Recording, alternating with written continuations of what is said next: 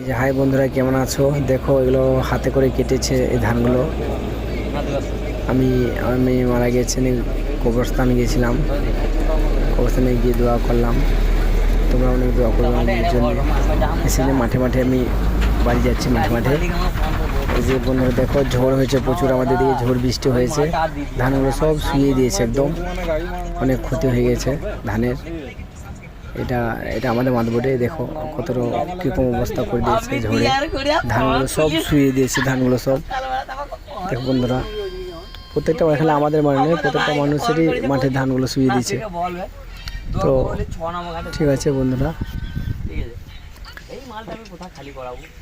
আমি short video বানাতে পারছি না, নিজে খুব কষ্ট হচ্ছে, ব্যথা হচ্ছে, কিন্তু কী করবো, ধরে রাখার জিনিস নয়, যেটা যাওয়া সেটা যাবেই।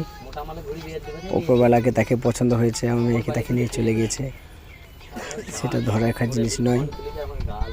দোয়া করছি, তোমরা সবাই দোয়া করবে মেয়ের জন্যে। ঠিক আছে বন্ধুরা, আবার ছাড়বো, মনে দুঃখ করে যাক, ঠিক আবার ভিডিও ঠিক ছাড়বো আস্তে আস্তে। মনের ধৈর্য আল্লাহ দেখ, সহ্য করতে পারছি না, তবু বুক ফেটে যাচ্ছে আমার। দেখো ধানগুলো কত ফেলে দিয়েছে, দেখো একদম ঝড়ে একদম ধানগুলো শুয়ে দিয়েছে একদম। দেখো সব একদম ঝড়ে সব শুয়ে দিয়েছে ধানগুলো সব। মেশিনে কাটবে তখন খুব প্রবলেম হবে, বোঝা যাচ্ছে। দেখো এই যে বন্ধুরা, দেখো কত ক্ষতি হয়ে গেছে মানুষের, অনেক ক্ষতি হয়ে গেছে। তো বন্ধুরা একটু সাপোর্ট করবে,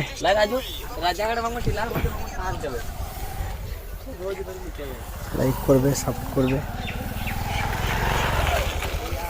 আমি 2-4 দিন ভিডিও ছাড়িনি, বিপদ হয়েছিল বাড়িতে, সেই জন্যেই ভিউজ কমে গেছে।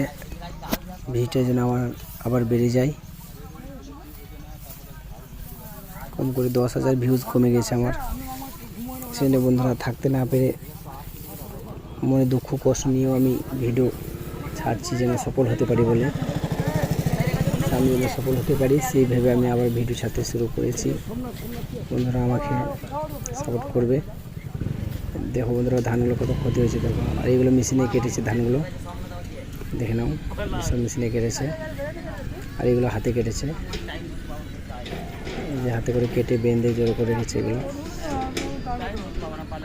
আর ওই যে মেশিনে কাটছে, দেখো বন্ধুরা, ধান কাটছে মেশিনে, মেশিনে কাটছে।